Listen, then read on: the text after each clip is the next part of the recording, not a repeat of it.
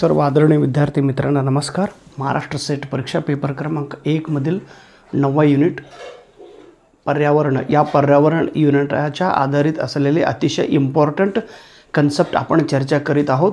Points to remember या series वरती। Okay, points to remember. आता हे सगळे पॉइंट्स तुम्ही एकदा रिव्हिजन करा आणि लक्षात ठेवा।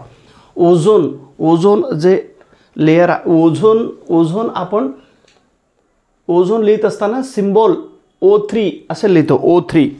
ओके, लक्षात ठेवा, पूर्णपणे लक्षात ठेवा। ओझोन हा O3 मध्ये लिहितो। ओझोन डिस्ट्रक्शन होण्यासाठी, ओझोन नाश होण्यासाठी ओझोन हा कुठे असतात तर स्ट्रॅटोस्फिअर मध्ये असतात। मग ओझोन जर नाश झालं, नाश कोणत्या कारणाने होतात तर CFC ने, क्लोरोफ्लोरोकार्बन। क्लोरोफ्लोरोकार्बनमुळे ओझोनला होल पडतात। मग त्यामुळे सूर्यापासून येणाऱ्या अल्ट्राव्हायलेट रेडिएशन पृथ्वीवर येऊन पडतात। त्यामुळे लोकांना कॅन्सर वगैरे रोग होतात। 5 जून आपण पर्यावरण दिवस म्हणून साजरी करतो। 5 जून हा कधीपासून सुरू केलो तर युनायटेड नेशन UN चा एक कॉन्फरन्स झाला होता स्टॉकहोम येथे 1972 रोजी। तेव्हापासून 5 जूनला एन्व्हायरमेंट डे असे आपण साजरे करतो। इनसॅट 3D हे सॅटेलाइट आहे। हे आपल्या देशात वेदर फोरकास्टिंग करण्यासाठी, हवामानबद्दल माहिती मिळवण्यासाठी हे सॅटेलाइट काम करीत आहेत। जगात सध्या 36 हॉटस्पॉट आहे। हॉटस्पॉट ह्याचा अर्थ सर्वात जास्त वनस्पती, सर्वात जास्त ॲनिमल, सर्वात जास्त विविध प्रकारचे स्पाइसेस कोणत्या ठिकाणी राहतात त्या प्रदेशाला हॉटस्पॉट असे म्हणतात। बायोलॉजिकल डायव्हर्सिटी जैवविविधता, ज्या प्रदेशामध्ये जैवविविधता सर्वात जास्त असतात अशा ठिकाणाला आपण हॉटस्पॉट असे म्हणतो। हे हॉटस्पॉट संकल्पना नॉर्मन मेयर यांनी 1988ला हॉटस्पॉट ही कन्सेप्ट सांगितलेलं आहे। ह्यांनी काय म्हणतात तर जगात जर आपण पाहिलं तर पूर्ण जगात 36 ठिकाणी हॉटस्पॉट म्हणून त्यांनी आयडेंटिफाय केलेलं आहे। 36 स्थळ। आता त्या 36 स्थळामध्ये 4 प्लेसेस आपलं भारतात आहे। 4 ठिकाणी हॉटस्पॉट म्हणून डिक्लेअर केलेले आहेत। पहिला आहे हिमालयन रेंज। हिमालयाच्या जे रेंज आहे, हिमालय पर्वत आहे, हिमालय पर्वतामध्ये तिथं अनेक प्रकारचा वनस्पती आहे, प्लांट्स आहे। बायोलॉजिकल डायव्हर्सिटी सर्वात जास्त आहे हिमालय प्रदेश। त्यानंतर आपलं सह्याद्री, त्याला वेस्टर्न घाट म्हणतात, सह्याद्री। त्यानंतर भारत देशांचा जर आपण नकाशा पाहिलो तर आपल्या लक्षात येतील की हे भारत देश आहे। ओके, हे हिमालयन रेंज इथं सर्वात जास्त हॉटस्पॉट आहे। त्यानंतर हे सह्याद्री पर्वत, वेस्टर्न घाट, इथं हॉटस्पॉट आहे। त्यानंतर इंडो आणि बर्मा देश या ठिकाणी सुद्धा हॉटस्पॉट आहे। आणि त्याच्यानंतर पश्चिम बंगालमध्ये असणारं सुंदरबन आणि अंदमान निकोबार ह्या ठिकाणी हॉटस्पॉट आहे। म्हणजे 4 ठिकाणी हॉटस्पॉट आहे। आता हे हॉटस्पॉट संवर्धन करण्यासाठी, बायोलॉजिकल डायव्हर्सिटी वाढवण्यासाठी आपल्याला काय करावं लागेल तर 2 विशेष ॲक्टिव्हिटी केलं तर बायोडायव्हर्सिटीचं प्रमाण वाढेल। पहिला आहे इन सिटू आणि एक्स सिटू। इन सिटू म्हणजे काय, एक्स सिटू म्हणजे काय, हे बघा। आता बोर्डवर लिहिलेलं प्रत्येक कन्सेप्ट परीक्षाच्या दृष्टीने खूप महत्त्वाचा आहे। इन सिटू काय म्हणतात? इन सिटू म्हणजे ज्या ठिकाणी बायोलॉजिकल डायव्हर्सिटी सर्वात जास्त आहे, जैवविविधता जास्त आहे, अशा ठिकाणी त्या प्रदेशांचा संरक्षण करून त्या प्रदेशांचा वाढ करण्यासाठी इन सिटू प्रोग्राम आयोजन केले जातात। आता इन सिटू बायोडायव्हर्सिटीच्या प्लेसमध्ये आयडेंटिफाय करून त्या प्रदेशाला प्रोटेक्ट करणे, संरक्षण करणे। आता एक्झाम्पल जर आपण पाहिलं तर नॅशनल पार्क, राष्ट्रीय उद्यान, नॅशनल पार्क जिथं आहे तिथं आपण सगळं प्राणींना संरक्षण करतो, सर्व वनस्पतीला संरक्षण करतो आणि ॲटोमॅटिकली ते वाढ होतात. नॅशनल पार्क ह्याचा एक एक्झाम्पल आहे. म्हणजे ऑन साईट ज्या ठिकाणी बायोलॉजिकल डायव्हर्सिटी आहे त्या ठिकाणं संवर्धन करणे, ऑन साईट, त्याला इन सिटू म्हणतात. आता एक्स सिटू म्हणजे काय, त्या पर्टिक्युलर स्थळात बायोलॉजिकल डायव्हर्सिटी नसतात, तिथं आपण स्वतःहून क्रिएट करावं लागतात. वेगवेगळ्या वनस्पती घेऊन येऊन, वेगवेगळा प्राणी घेऊन येऊन त्या ठिकाणी त्याला ठेवून मग त्याचं संरक्षण करणे. आता झू आहे, झू प्राणी संग्रहालय, हे एक्स सिटूमध्ये येतात.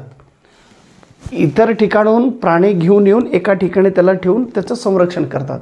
किंवा बॉटनिकल गार्डन, प्रत्येक कॉलेजमध्ये बॉटनिकल गार्डन असतात बघा.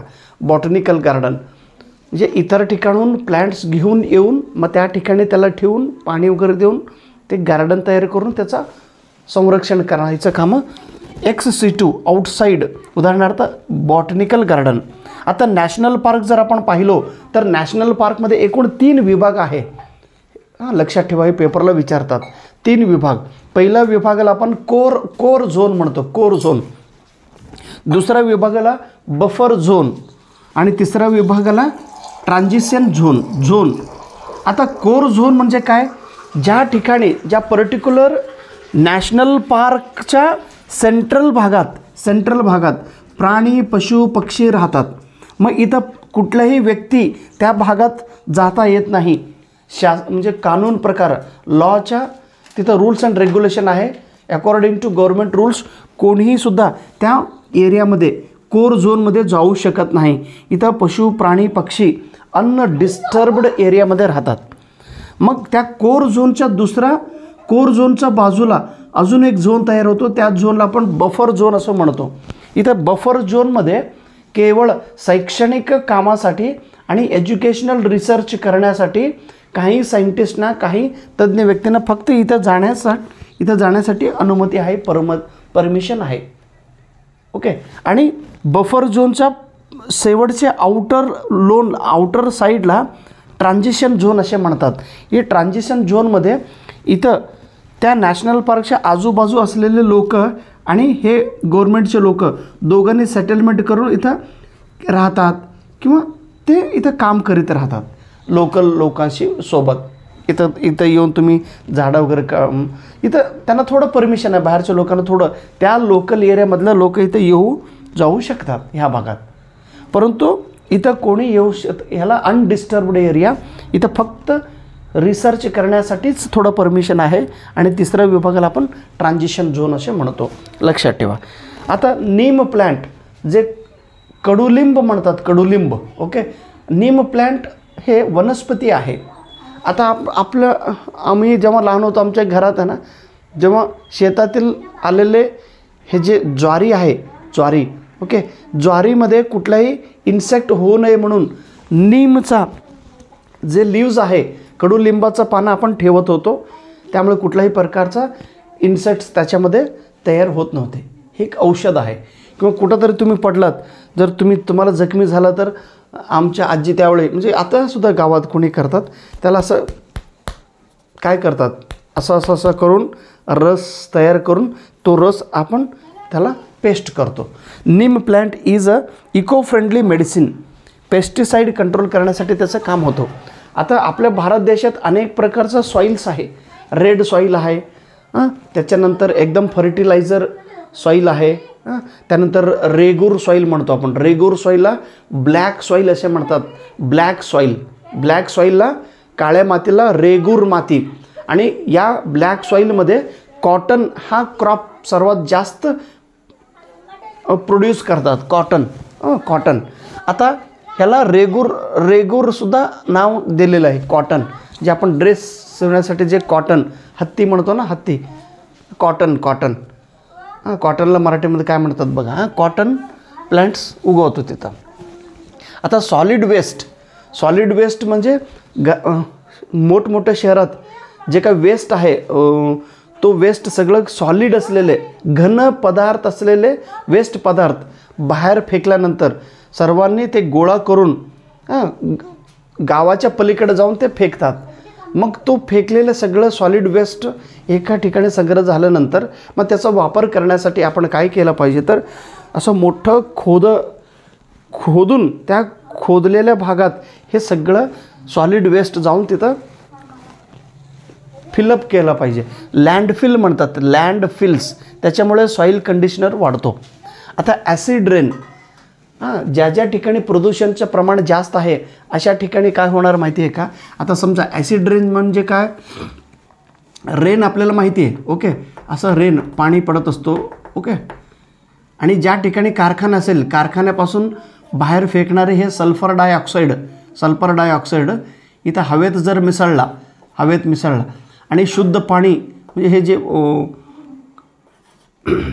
क्लाउडपासून येणारं हे जे पाणी आहे हे पाणी सल्फर डायऑक्साईड बरोबर मिक्स झालं तर सल्फर डायऑक्साईडयुक्त पाणी जमिनीवर पडतो आणि त्यामुळं त्याला ॲसिड रेन असे नाव दिलेलं आहे. आणि ॲसिड रेन झालं तर ते चांगलं नाही, पशु पक्षी प्राण्यांना सगळ्यांना ते धोकादायक आहे.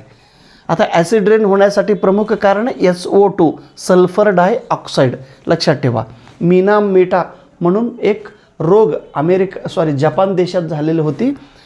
तिथं आहे ना त्या कंपनीपासून बाहेर नदीला जाऊन शुद्ध पाणी म्हणजे नदीमध्ये जे शुद्ध पाणी असतं त्या शुद्ध पाणीला मर्क्युरी जाऊन मिक्स झाले होते. त्यामुळं त्या इंडस्ट्रीमधून येणारे हे घाण मर्क्युरी पाण्यात मिसळल्यानंतर त्या पाण्यात फिश वगैरे खाल्लेत आणि फिश खाल्ल्यानंतर फिश खाल्लेले लोक जे होते त्यांना मीनामाटा हा प्रॉब्लेम्स हा रोग झाले होते. आता GHG हे काय, हे गॅस आहे, त्याला काय म्हणतो तो गॅस, कुठला गॅस आहे GHG. हे GHGमुळं काय होतं, टेम्परेचर वाढतात. टेम्परेचर वाढलं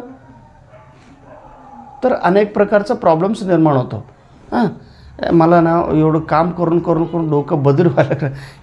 हे दरवेळी सांगतो मी GHG काय हो, गॅस. G म्हणजे गॅस, GHG.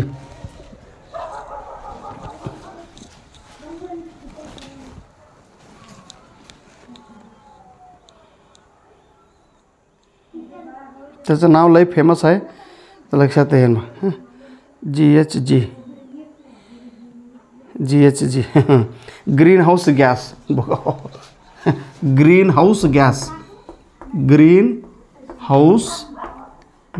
गॅस.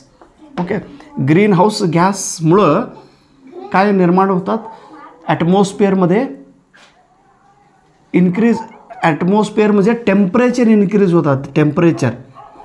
टेम्परेचर उष्णतामानचा निर्माण होतो. ॲटमॉस्फिअरमध्ये टेम्परेचरचा निर्माण जास्त होतो, उष्णतामान वाढतात. कशामुळं, ग्रीन हाऊस गॅसेसमुळं उष्णतामान वाढतात.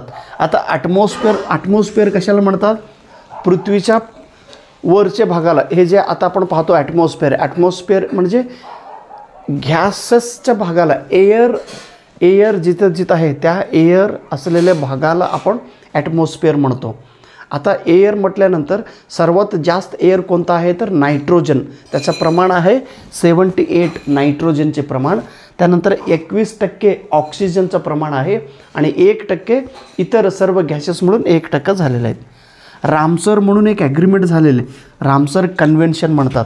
रामसर कन्व्हेन्शन कशासाठी करण्यात आलं तर वेटलँड, जिथं वेटलँड आहे त्याचं संरक्षण करण्यासाठी ही रामसर ॲग्रीमेंट झालेलं आहे. वेटलँड म्हणजे समुद्राच्या दड्याला पाणी आहे आणि जमीन आहे, पाणी जास्त त्या जमिनीमध्ये येऊन तिथं सगळं वेट निर्माण झालं. वेट म्हणजे एकदम पाण्याचं प्रमाण जमिनीत जास्त असं नाही, त्याला वेट म्हणतात, वेटलँड.